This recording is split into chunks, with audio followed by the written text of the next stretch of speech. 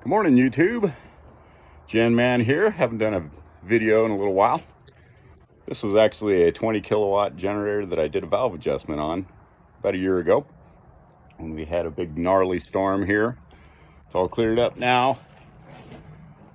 Yeah, before there was trees all over the place and snow everywhere. It was a disaster.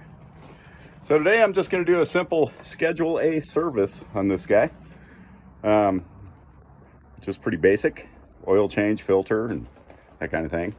I noticed that these two panels came off. They were kind of coming off. It's insulation panels. They're right here.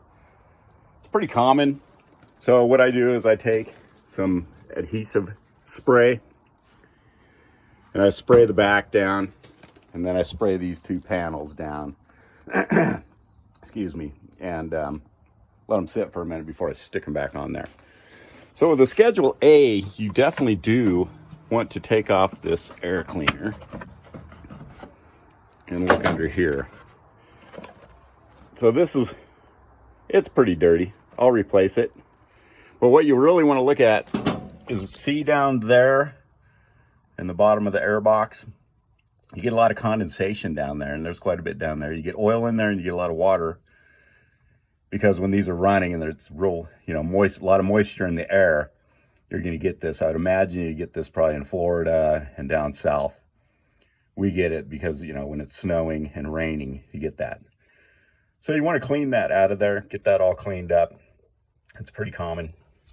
Another thing you want to do when you do a Schedule A is check the battery. So it's those two.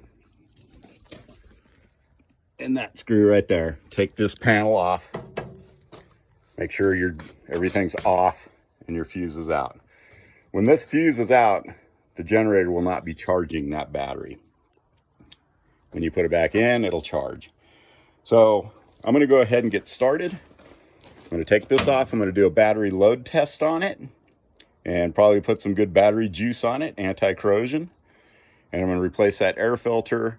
I'm going to spray those, get them stuck back in there, and we'll take it from there. I'll be back in a couple of minutes. Okay, so I did a load test on the battery. That was good.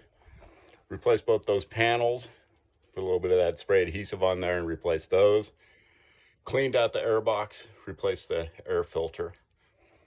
Want to make sure that it's off, and you want to make sure that your fuse is out so it can't exercise or start.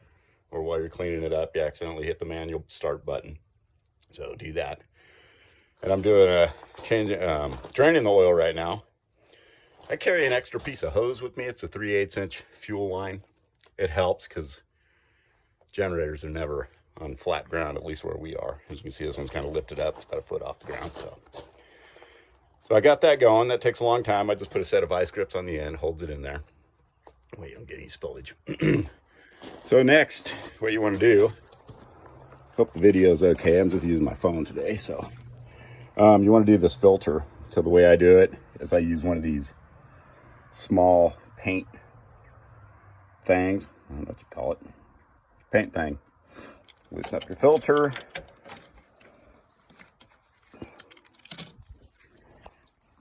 Pretty standard stuff. Let's take that off. And that catches all the oil.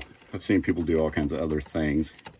Try to make foil or, this seems to work pretty good for me. I take that off. And then I let that drain. When that drains, when it's done, I wear rubber gloves whenever I do this kind of thing. And so when that's finished draining, what I do is I hold this upside down and I pull my glove off right over the filter. That way when I have all these little garbage bags in my truck, I don't leak any oil. It seals it off pretty good. So we got this going. That's all good to go. No oil spillage using this paint pan. So I use original stuff. So I've got a Generac filter. A lot of do-it-yourselfers will just buy the kit on Amazon or something like that. It comes with this, it comes with the air filter, everything you need. And it also comes with a little badge so you can write down the hours and all that kind of thing. Another thing you want to do when you're finished is reset your computer saying that you did the service schedule A on this. That way it won't pop up. If you're a homeowner, if it turns back on and you know you serviced it, you can just hit enter and that'll clear. If the yellow light comes on, it says, you know, schedule service A. You can just hit enter and it'll say, did you do that service? Just hit enter again and that'll clear that code. There's another way to do it. If you're a dealer or a service tech, you already know how to do that. I'm not going to tell anybody else how to do that because I don't think I'm supposed to, because you can do other stuff with the generator as well. So we're going to let that drain. I'm going to put a little bit of oil around this filter, screw that back on, hand tight, good and hand tight. Let that oil drain. It takes a while. You know, you warm it up before you start this process, but it still takes a while.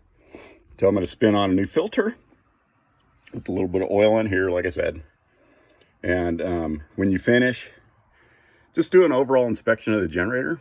Check your spark plug wires, make sure they're good, make sure they're on there, both of them.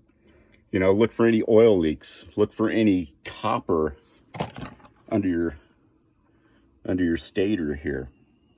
You know, that could mean that you might have a problem coming. If there's a lot of black carbon back in here, which is on the very left side back there, that means the brushes are probably wearing. You shouldn't see any black carbon dust. So check all that out. You know, just check all the wires. Make sure everything's good. You know, this guy looks pretty good. It's got, I think, about 550 hours on it now.